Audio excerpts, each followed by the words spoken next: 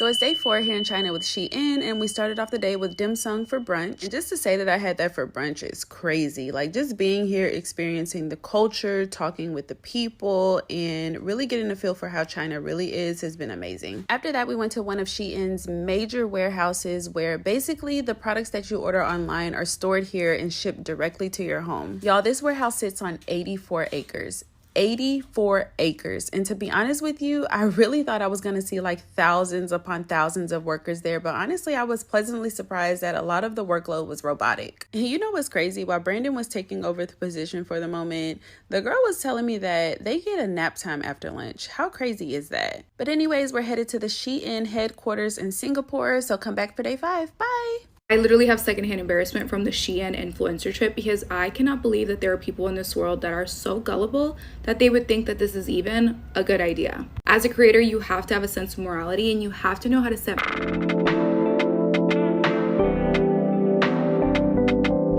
Hi guys, welcome to my channel. If you're new here, I sit on my bed, my couch, and I give you the full tea because that's what I do. That's what I love to do. That's what I feel like doing.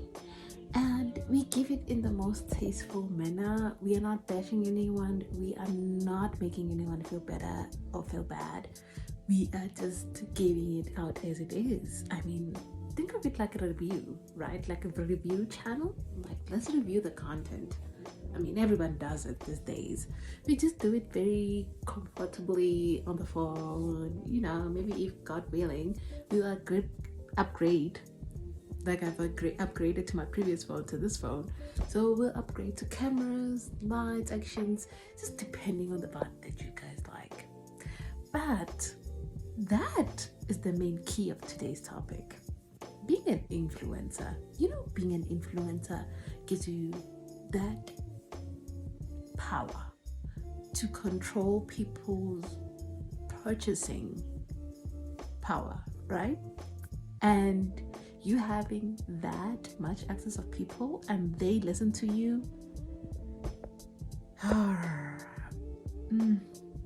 that's something that we should keep in mind, right? When we do things for the sake of money,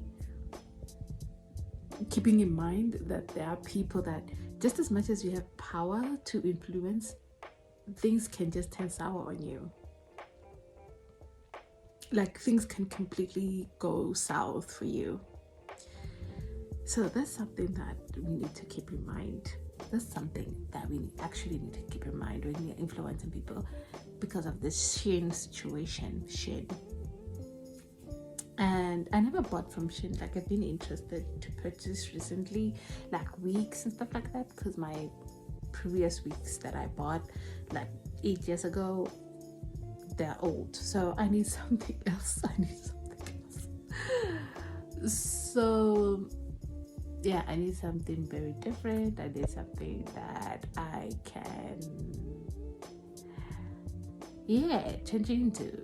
But I wasn't sure though, you know. That's why I'm looking into African boutiques and stuff like that, because I'm not sure about Shein. I'm not really sure. So the people were coming after these influencers who basically sold their soul to the devil by having a purchase price. Like, the people are saying that they shouldn't have done this deal, that this deal was the worst that they've ever taken. Like, they literally would do anything for money. But don't take it from me.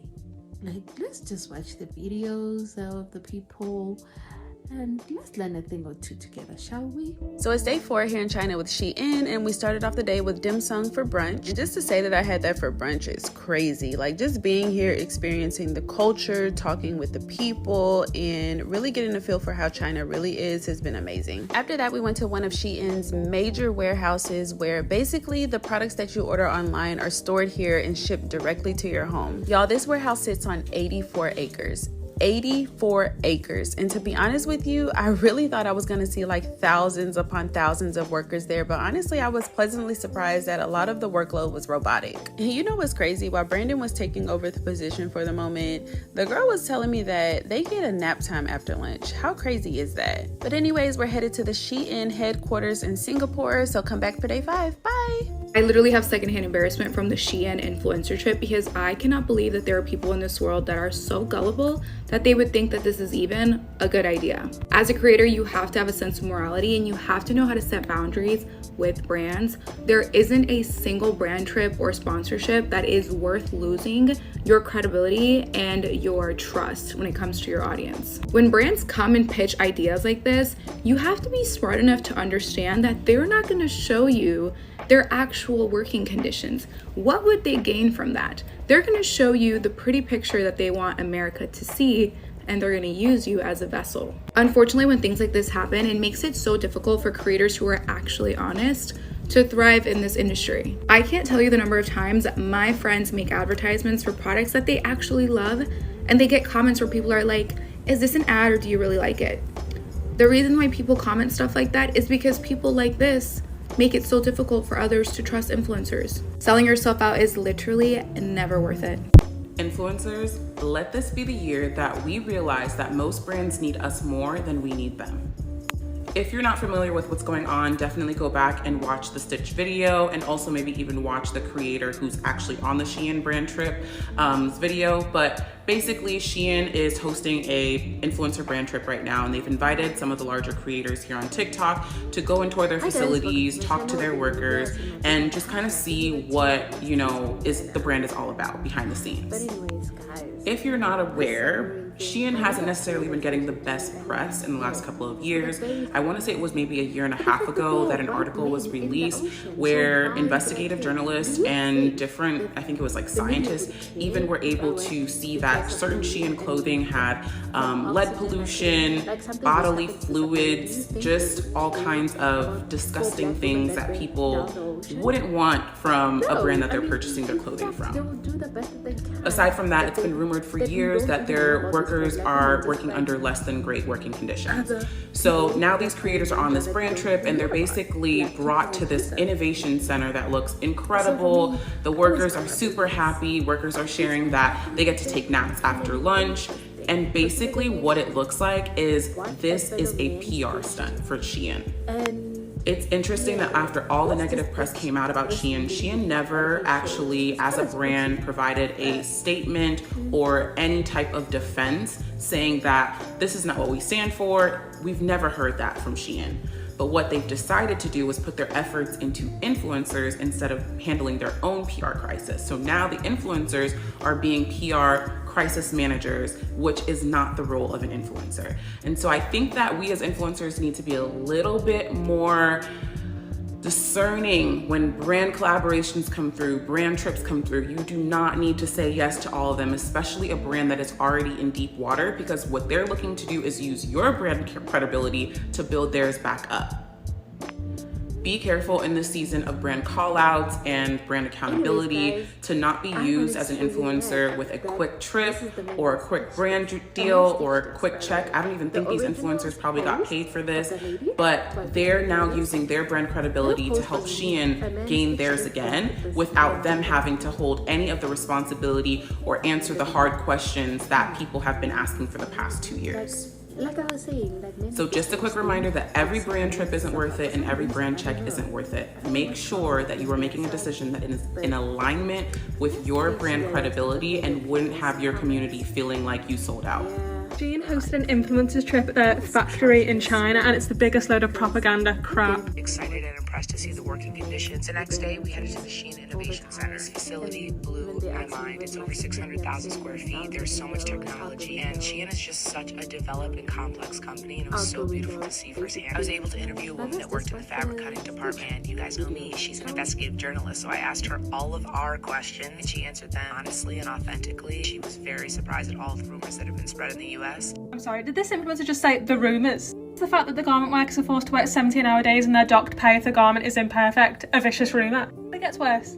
I think my biggest takeaway from this trip is to be an independent thinker, get the facts and see it with your own two eyes. There's a narrative fed to us in the US, and I'm one that always likes to be open-minded and seek the truth, so I'm grateful for that about myself, and I hope the same for you. Just ignoring for a second the fact that this influencer's obviously been paid to say these things. I feel as if though she's almost gaslighting the viewer, because ultimately she's saying if you believe this narrative, these rumours, then you're not an independent thinker, you're just believing the rumours. It really grinds my gears, but she clearly made a bag, so. Okay, let's get back to this story. Now, this content creator by the name of It's Danny DMC is under a ton of fire for this video that she had posted. Our last stop was to the Shein warehouse. This place was massive. It's about 84 acres and almost fully run by technology and automation. I was really impressed by the extensive checklist that each item had to go through or it's shipped off. I think my biggest takeaway from this trip is to be an independent thinker, get the facts and see it with your own two eyes. There's a narrative fed to us in the US, and I'm one that always likes to be open-minded and seek the truth, so I'm grateful for that about myself, and I hope the same for you guys. Hi guys. Now, Danny and a whole slew of other fashion content creators were flown out to the Shein factory in China. And she's being called out because everybody knows that Shein has hundreds of human rights violations. And the fact that she had posted that video is kind of what's sending people into a tailspin. As well as this content creator who goes by the name of It's Just AJ Love on Instagram and TikTok. They also posted pictures of their tour of the Shein factory in China. Now, shout out to Insider because they had documented this entire debacle, and here's what they had to say. Now, Danny, as well as AJ, also have a number of followers, including upwards to 500,000 and more across their social media. And they used this opportunity with Shein and their trip to China to chronicleize their sponsored trip. Now, Danny stated in her post that it's hard for her to put into words how this trip has impacted her, which I don't see how, but let's continue. She goes on to say that it was really exciting and impressed to see the working conditions. Now, where Danny is catching the most smoke is calling herself an independent thinker, but not so fast, because in 2021, an investigation by a Swiss watchdog group called Public Eye stated that over 17 factories supplying items for Shein found that employees often worked in unsafe conditions. Several factory workers, obviously under the condition of anonymity,